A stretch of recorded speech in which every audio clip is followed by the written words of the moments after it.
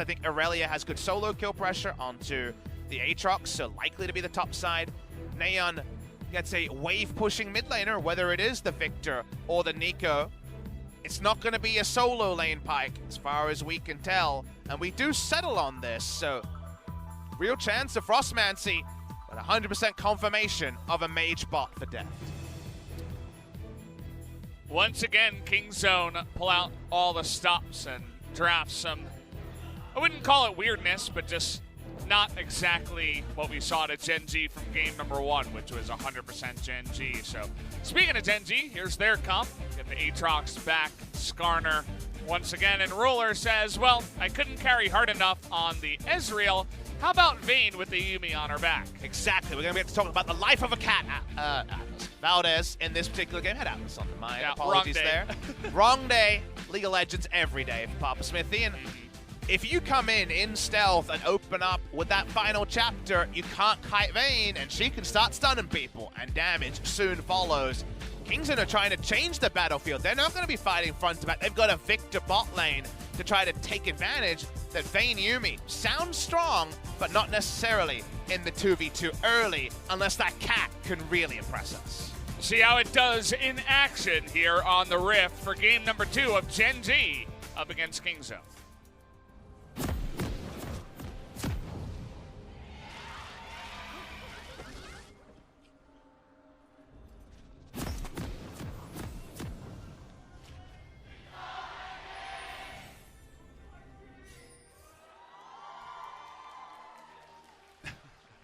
I don't know who was referenced there and the extra whiting we had. I know what was referenced by Observer Valdez. Predator Pyke in this game. You already get a warning marker that the death from below could be on the way. The deep water dive has that proximity marker like a Rengar does. Well, now you got 2 of them. Pain Train can be enacted. So no Aftershock on Tucson is interesting. Usually it's a plug-and-play decision. Yuumi, in case you guys are not aware, with the latest release, is the cute cat, released on patch 9.10. We're on 9.11 here. The hot fixes from 9.10, of course, alive. You do not opt into a flash on this champion because she has the ability to just jump into an ally and surf between them. So very commonly you will see a Medjai's on a Yuumi, and also an Athene's Unholy Grail, like we've seen from our Luxes this week. So you can go Exhaust Ignite, but in pro play it will always be Exhaust Heal Valdez, because at the end of the day, you take the heal, so Ruler can take the TP. And you can see that she also picked up Gathering Storm. That was kind of blocked by the little advertisement we had before. But she'd be very annoying in the lane, as you guys can see, just drawing out a little projectile and seeing what she can hit. Actually, I spent a lot of time after I came back just playing a lot of Yuumi, and what are your takeaways? She's actually very fun. More than I expected her to be. How many games have you played against Yuumi, and how much fun did you have against Yuumi? Against Yuumi, it's not fun at all. It sucks. For many different reasons. Like, the Q being able to curl around the minion wave is obviously, like, epically broken by how League of Legends usually works, right? It's very hard to stop against that. One of the biggest points of frustration is that Yuumi level 1 is the most instant win laning thing that's ever existed in League of Legends, because she's a duo lane specialist, topside. Roscoe getting a very nice trade in with full stacks on Cuvée. The reason why I say that is, when you fight for a minion wave as it arrives, usually trading is an important thing to do. The question is, when Yuumi walks up, who do you hit? Because Yuumi orders you, gets a shield. Yeah. She has no base stats, you think, kill the damn Yuumi. Well, unfortunately, she jumps into her AD carry and then further hurts you with her Q, or you hit the AD carry and then Yumi's free hitting on you. So you actually have no good choices, and she has 2 abilities. So I really feel like she shouldn't have that. Is Cuvée going to have a life after this? Because diving Aatroxes has happened a lot. Well, how about just a short roam into forcing out the TP early? That's definitely a good alternative.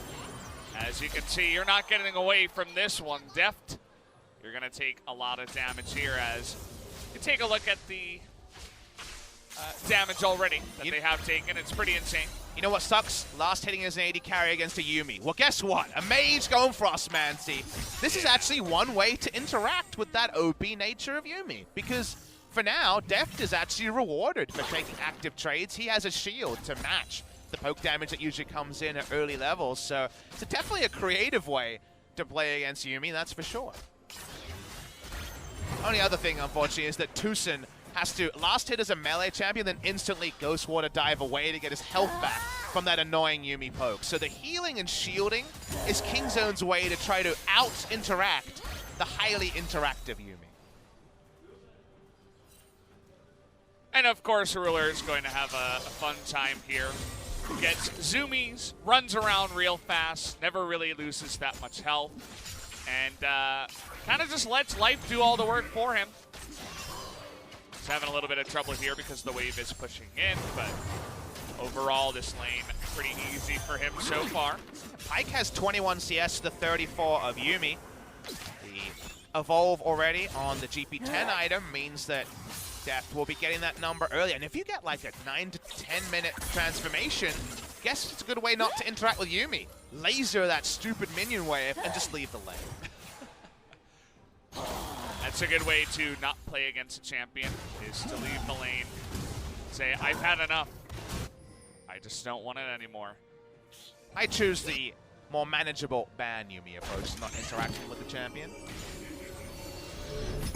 Q-Cat going back to base and upgrading her GP10. That is the one skin that she does have, right?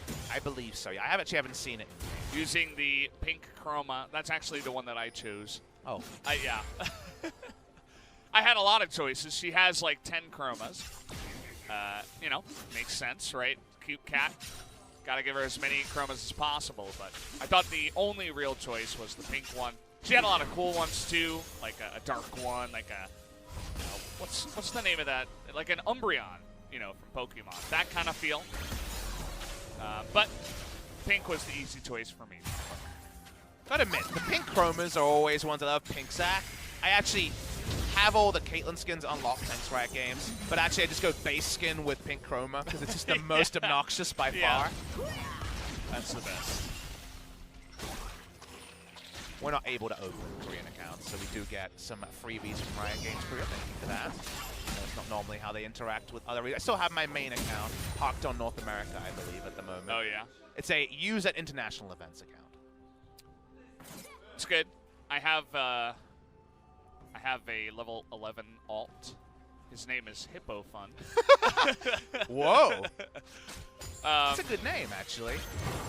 When I was younger, I was not very good at making IDs, but I feel like as I've gotten older, not saying that I'm old, but as the years have come along, I feel like I've gotten better and better at making IDs. Thankfully, on the Korean server, most English IDs are available more so than other servers, so can get in there and have some fun. We're talking about IDs because these teams are not fighting right now. And that's something that, again, has been leveraged to criticism against Korean teams, could be leveraged against SKT in our first series. The cool thing about the previous game was that Kingzone knew exactly what they were doing.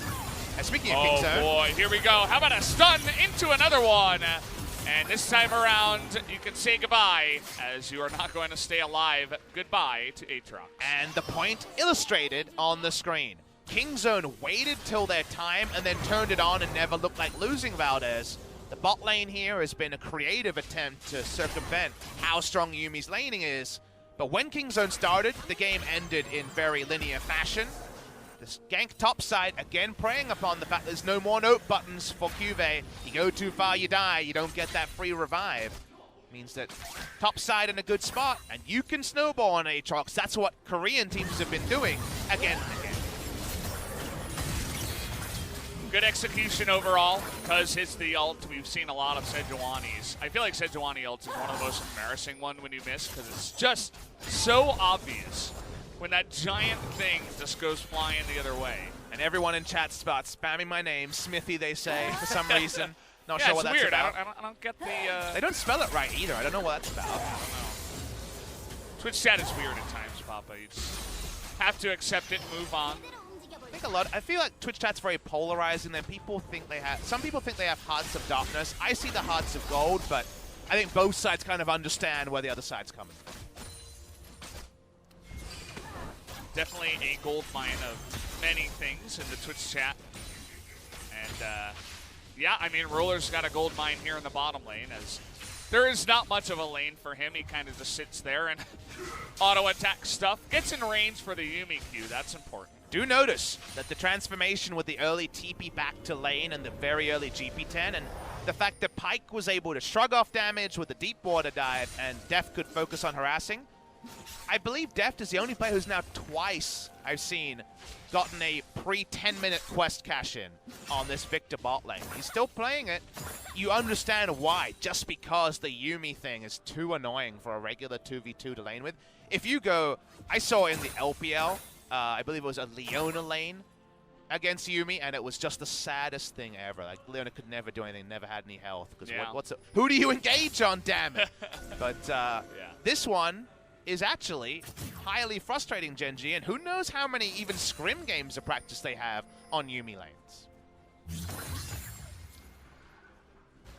Well, I mean, you do your basic amount. Right? You get those 30, 40 in, but then eventually it's like... Do you? With the bans the champions Yeah, get? as I was saying that, I'm like, well, you probably want to get your 30, 40, but then eventually everybody disbands it every game. So it's like, well... Put your money where your mouth is. How many games have they played at even scrim level of Vayne Yuumi? Like, it has to be less than 5, right? Yeah, I'd say probably 3. And how many games against... Not very many. Frostmancy and Bike, right? That's the crazy thing is, you know that Deft and Tucson know these champions well. You assume that Gen G have minimum practice levels. That's a tricky thing to deal with. Although I guess in scrims you could say, hey, don't ban it. We really want to practice this. I mean, that has happened. I don't know if that does happen, if you know what I mean. I'm not a scrim aficionado myself. And they don't have a 10-man roster, so internal scrims aren't as trivial coming through. They do have the 10-man roster on the Gen G side, though, so maybe they have, you know? What's to say? But with the Yuumi bans, and this is the first game it's open, we're going to see very little of it. I wonder if we'll see any of it in the LEC later today. Top side-wise, the Aatrox going to see plenty of play, as we know, but we're still waiting on Aatroxes to find reliable ways to win. The win rate in Korea, nice and low. Nice little grab here on a Kingzone, but it is Lissandra. So, puts an end to that. Going for the Victor bot lane allows Predator Pyke with Moby Boots to leave lane more often than not, because you can, like we mentioned, laser waves and leave. That was a roam up mostly to make sure they weren't outgunned around the Rift Herald. They get the Rift Herald as a freebie. Plan sticks in it. They're just jamming the Rift Herald as fast as possible. Was that the fastest Rift Herald summon of all time? Close to it, Valdez. In LCK. That was very fast. As okay, this time everything's going wide, and Cuve's gonna stand tall and not be hit by anything. First skill shot hits, they probably go for the dive. It doesn't, so they just deal with the turret plates being shared and not solo plates. In that particular case, back away. Juve ult on cooldown. Again, it's a different thing to think about. Usually that's a really big thing right now because of the 1v1 or 2v2 nature. Less big. Peanut backs away on the Skarner, like we mentioned, he's had more success on. I'd like to see the gold values. I'm looking forward to the next time we see the tab screen, the bot side, as Victor is now getting 2 forms of income. He's lasering the minions and still getting the quest harassment onto the duo. So far, though, not that much harassment, as he is just going for the big lasers, and whenever they're in lane, he kind of gets pushed back by them, and they leave immediately after pushing. Still waiting on those gold values, but we'll get them eventually. For Kingzone, it's what does the mid-game look like for this team? Because at some point, not having an AD carry does change the game. At some point, that is something that's a trouble. But in the mid-game, not so much, because whatever the build is here, remember the Rageblade build was target nerfed with the change to third auto for Phantom hit proc for the Play the Ruin King Rageblade duo of items we always used to see on Vayne. Around those time, 2 items are done. It's very risky to tumble into a Victor. It's something that has turned big games in the past. So the ability to get consistent damage is kind of later when you've got 4 or 5 items and you have double lifesteal and you can be very aggressive with your position. Before that, you're just a very low base base health and base stats champion that can be taken down. So given we gave Kingzone credit for in the previous game, knowing when the game was there to be won, knowing when they were strong and acting on it, how will Kingzone play in the following 15 minutes or so, where it feels like their draft is best and strongest? Well, for now, they have their sights set on one man, and that is Aatrox. But again, the sights are going to sail wide as the TP's coming in, and here's Peanut. They do get the Aatrox, and now it is 3-on-2, and Peanut in a bit of trouble, wants to trade for Rascal, but a double kill, and he gets away! What a play there by Rascal to flash away at the last moment. Insane for him to live through all of that. Just enough health, just enough turret shots, and juggled a double kill. It means that even though Peanut's on the right side of the map, it's not enough.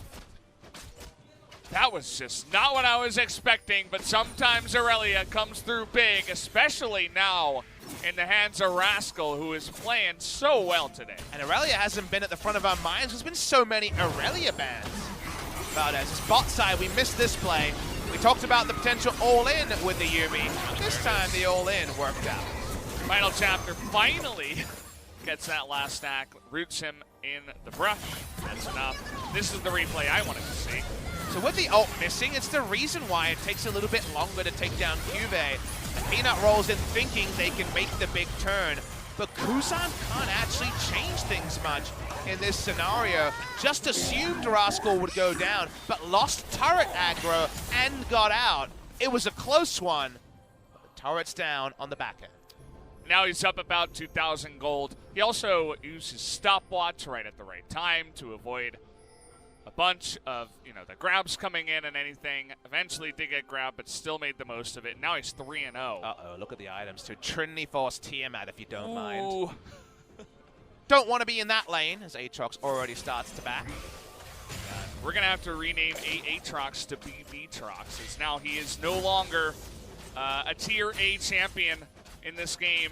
Just not liking what I'm seeing nowadays on the Rift. And again, that's different to most people's tier list, where he's considered S tier. It's different to his pick ban status, which is close to 100%. Yeah.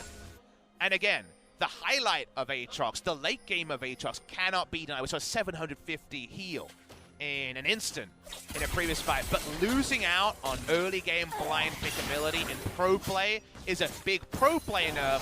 I feel like the champion still slams solo queue, and there's still ways to baby it through the laning phase and get the value lane. It's true. Well, Peanut waiting down here on the bottom side, seeing if they can continue to bully, as an insane amount of control wards have been placed down here. We saw one in each brush the last time. Now we have two in the front brush, as they're just waiting to bait them into this fight. Bot side. He's coming in there, though. Nico is going to get that first roam, but look at Death. He just disappears. And now here we go. Peanut is going to get the grab, but there you go. Vayne is going to go down, and there is going to be everybody just decimated as 3 more kills come through. Pyke getting the resets and an extra kill there in the pockets of Rascal. The blue hue combat text tells you assist on and kill. Gold share on both. That means the gold lead is going to balloon. It's 5,000 already, Valdez. Kuzan waits out, but doesn't quite have the range to hit the Bone Skewer. Send in your friends if you can't deal with the 2v2. That is the Kingzone way. We already said, you're not picking Victor to kill the Vayne. You're picking Victor to deal with the Yuumi lane and to try to disengage.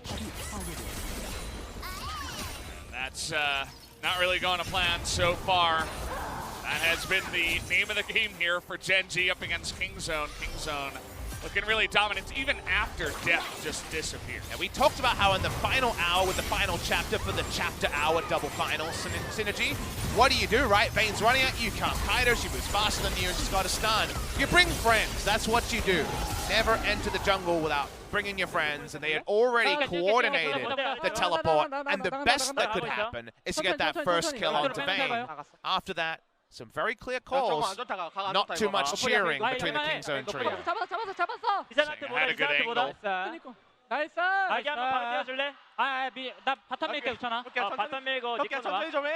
And they're already talking about pushing out bot lane and resolving as G-Sun feeds into our ears. So thank you very much for they're translating their G-Sun. She gave a little giggle at the end in case you guys wanted the G-Sun update. The game update is a lot of gold. That's 6,000 Valdez, and here's what I'll tell you about Pyke. If you hit the mid-game and then Pyke wins a team fight, the gold lead is always bonkers. It's bonkers, that's for sure. That's one way to put it. As the Yuumi is not, it did okay in the lane, but it's just the team around it this time around is not going to really find much success. As now they throw Aurelia down here. He's casually 4-0-2, took the top lane turret, has almost 10,000 gold before 20 minutes. He's feeling pretty good. Kingzone DragonX are the best team we've seen on the Rift in LCK Summer, and the last to debut, chasing on to Cuvée. Once again, he can't run away. This time he's not going to miss, but unfortunately the follow-up not quite there as they're diving inner turrets right now. Kingzone just look unbelievably confident and dominant in this series up against Gen G. It's not even close. The crazy thing is, in game number 1, they read the tendencies of the enemy team, answered them with the Karthus, won the game. In game number 2, they read the Yuumi pick, had a pocket answer to it, and not a standard one. This is not, well, this Yuumi sucks, what are you doing? This is kleptomancy and a Pyke bot lane that could roam because the Victor got a quick quest cash in. They read both the team tendencies and prepared for the Yuumi first pick. That just means they're on a different level to their opponent. And this is a team that you could be forgiven for thinking, with Pawn having to step away for medical reasons, might be out of contention.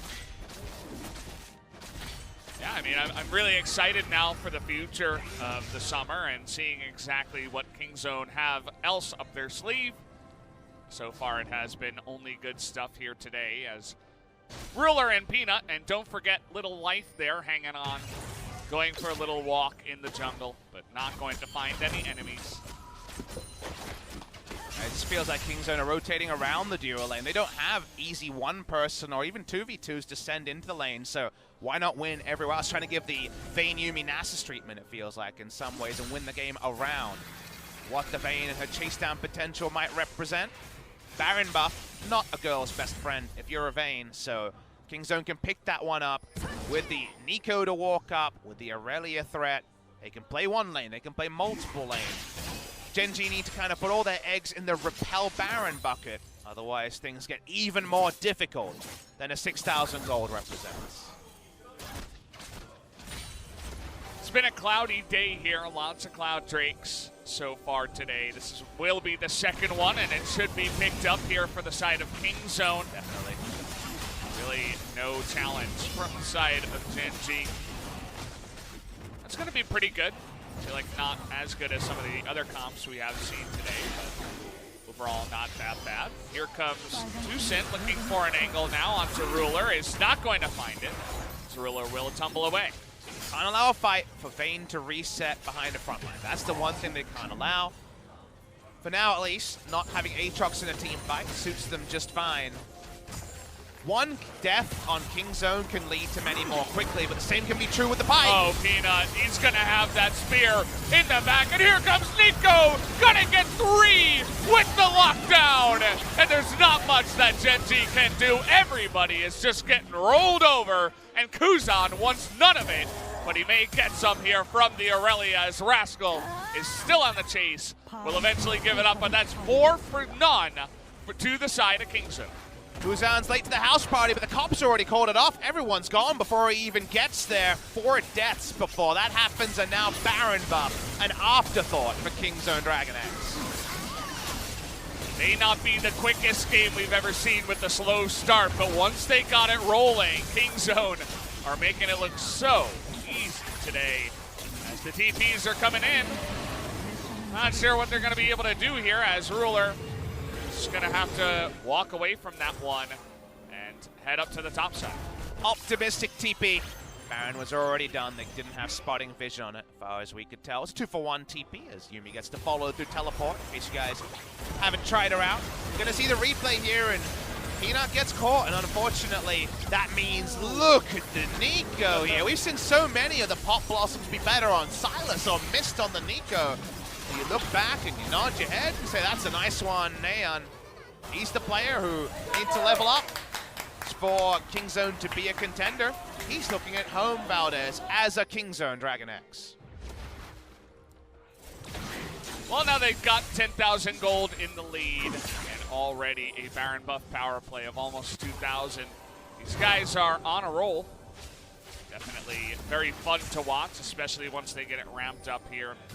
Ruler, I like the idea with the Vayne alongside the Yuumi, trying to go for that hard carry, but unfortunately, as a team, it's not as easy as it looks. No item complacence of Genji here can change things in the short term. Life's gone Medjai's, because again, it's super core onto Yuumi.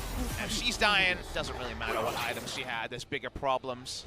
Kingzone, we talked about needing an early Baron, don't want to get to late game team fights. The late game might be 25 minutes, Valdez. We're close to a Kingzone 2-0 pre-30. It's kind of looking like it here, but Kingzone waiting on the push, not going to push it just yet. Perhaps give the red buff to your 5-0 and 5 Irelia. That is level 15 in this game alongside Nahon, and small little hook there on the Kive means a nice chunk of damage, and the pushes should begin here in the bottom. Here we go. Minion wave starts to come forward. Genji trying to clear it out, but limited wave clear. See even the lasers here from Deft, who has kind of just been farming in this game, are beginning to do that damage towards Ruler. Next minion wave is probably the one where they walk up. Mid lane turret quite low. There's another laser to Ruler. Just gonna get healed up by the zoomies. Little cat has got on his back, and poke is real from the side of Kingzone as the slow push is coming in. Ruler desperately trying to get in there, does kill the cannon, but as you mentioned, they just rotate easily up to the mid lane. That really has been the key word of today for Kingzone, easy. So it has not looked too difficult for them. But it's not just the level of their opponent, their own level has been really good. Genji were able to wait out Dumb1 Gaming. Here's the team fight. Yeah, nice cleanse there from Ruler. He is going to be free hitting in the back here. Nahon trying to come in from the left side. The pole does come down, but Nahon able to get in there, and unfortunately is going to go down. Ruler's still here, available, but the rest of his team is just melting around him. He's going to push forward because he has to. No other real chance for him. A triple kill for Irelia, and the ace will come through for Kingzone, and it will be a relatively quick game here for game number 2 win. Now, they won't have Baron buff minions. I'm not 100% clear they can close. They're going to try to, Valdez. Only 26 minutes, but those death timers, 20 seconds is enough, actually. Yeah, especially with the ace, everybody just going to be decimated. Here's the super minions. It's now. They're all coming on in here. They will be able to push down these turrets. So in 27 minutes almost here, Kingzone able to fly onto the victory here. The 2-0 over Gen G tonight.